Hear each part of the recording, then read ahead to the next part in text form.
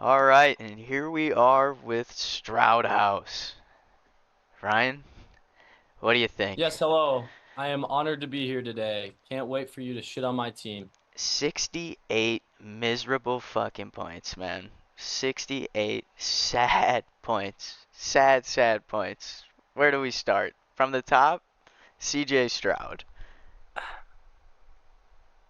Yeah, so with CJ Stroud, I mean, he did play the best defense in the NFL in the Minnesota Vikings. So again, I was kind of understanding that going in. He actually performed better than I thought personally, even though 215 yards seems kind of measly. In terms of that defense with what Brian Flores is doing over there in Minnesota, I think it's really special. I see a near Super Bowl in their future. But Oh, man. yes, Stroud, I'm not worried. That's kind of a one-off there. Yeah, I figured you'd spin it off that way. We'll let it slide, though, because I don't think anybody else on this team played your little Vikings this week. So we'll move on to Brees Hall. Brees Hall, I don't actually have to talk too much shit. There's kind of a real concern here. He's outproduced by Braylon Allen. Less carries, more yards.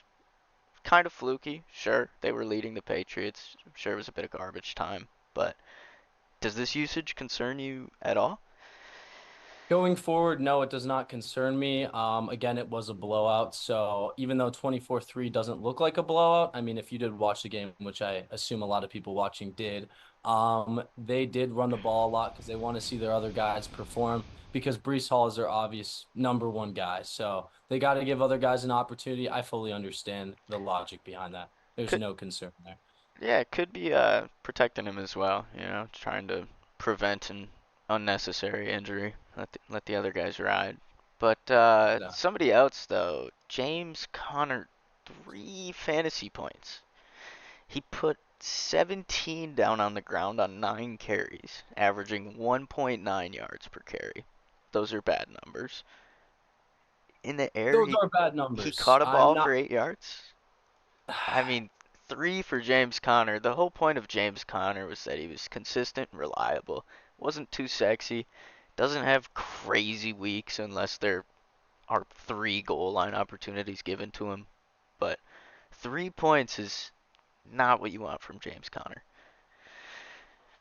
And for my rebuttal here, I respectfully disagree. I will say, looking at this right now, 3 points is a little, it is scary to look at here. But given his usage, I see no issue with him bouncing back. Cardinals have a very favorable schedule coming up. And again, with the usage he's getting, 9 carries doesn't seem like a lot. They were trailing most of that game, so they did have to pass. That was not Kyler's best, but I am not worried with that Cardinals offense. I think they can do a lot of damage, and I think if they give James Conner, King Conner the ball, I really like their odds with that one, so I'm not going to stress about that. Yeah, well, Getting we'll to the hope. receivers, Yeah, yes, there's a little we'll. you can start. I mean, I guess we'll pray that one, two, three, four. That the next 5 single-digit scorers you have on your team all just had a bad week and will bounce back. But one of them, definitely a very unique one. Mr. Robinson, Mr. Demarcus Robinson, 1 reception for 32 yards on 4 targets. What do you think?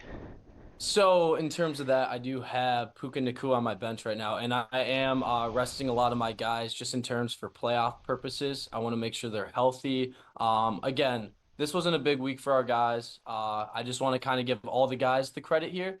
They're going out, they're performing for me. Yes, this was an off week, but again, it's not playoffs yet. We're taking it slow day by day, and again, we took a shit, we flush it, and we move on.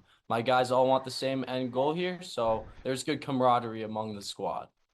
Well, I'm happy to hear that because in LA, I don't know if there is a lot of good camaraderie among the squad. The ball is going everywhere. There's no consistency among this target share, which makes almost all of these guys unstartable and unreliable. That Uh, is without Puka Nacua, if I may it interject. is Again, it is that without is Puka the Nacua. go-to target for You staff. you are right. There is no Puka and there is no Cup, but that doesn't make up for the 3.7 points. Let's move on to someone with even more concerns. I feel like it gets worse with every step down. Jalen Waddle. Oh man, if I had Jalen Waddle, which I thankfully don't in any leagues, I would be freaking the fuck out. This was a guy that I honestly liked preseason. Yeah, I thought it was going to be a good year for him, but one Tua injury is very concerning. This guy is not startable without Tua or without a formidable quarterback at least. And yes, there is an area of concern over with Jalen Waddle here. With our guy, I believe it's Sean Thompson right now. He has had his struggles. I mean, they lost 24-3 to the Seahawks.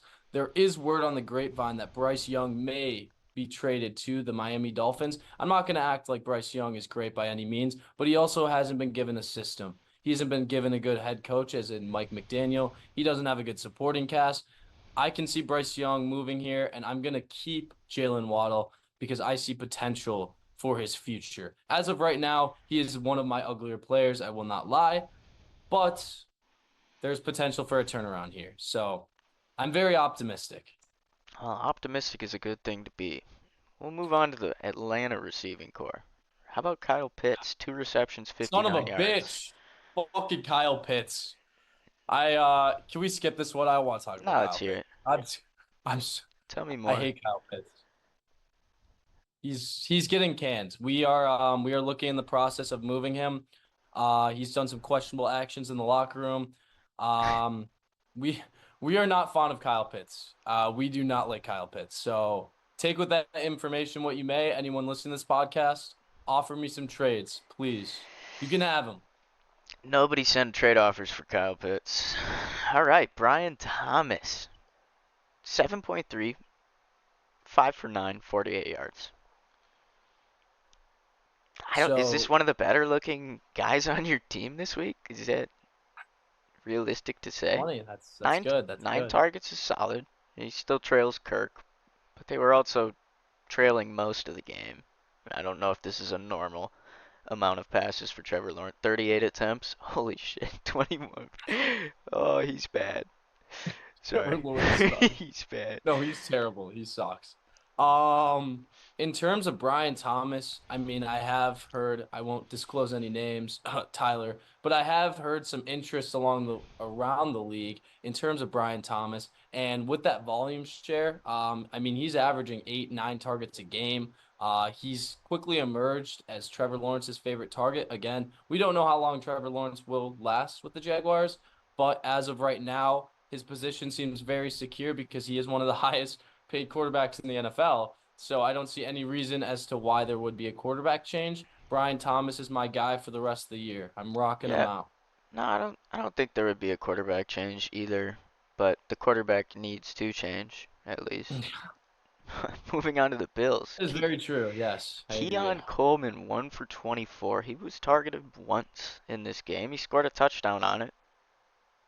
How do you feel about that? It's kind of I a still wash. think.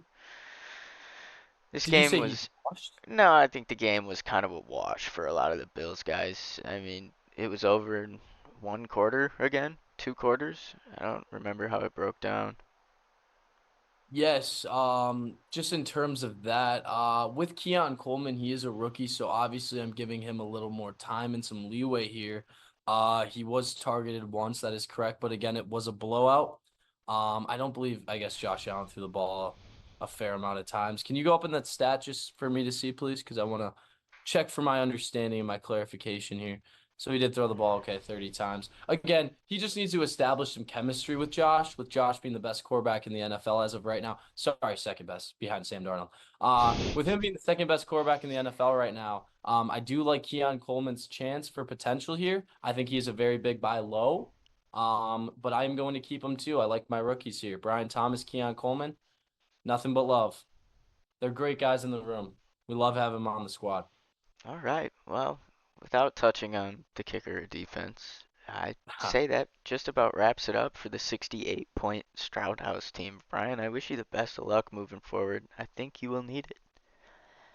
Thank you, and I probably will never interview with you again. I'll be interviewing with Clicks next time, but I do appreciate it. I appreciate the support, and thank you for taking the time to interview with me today. For sure, man. Same time next week.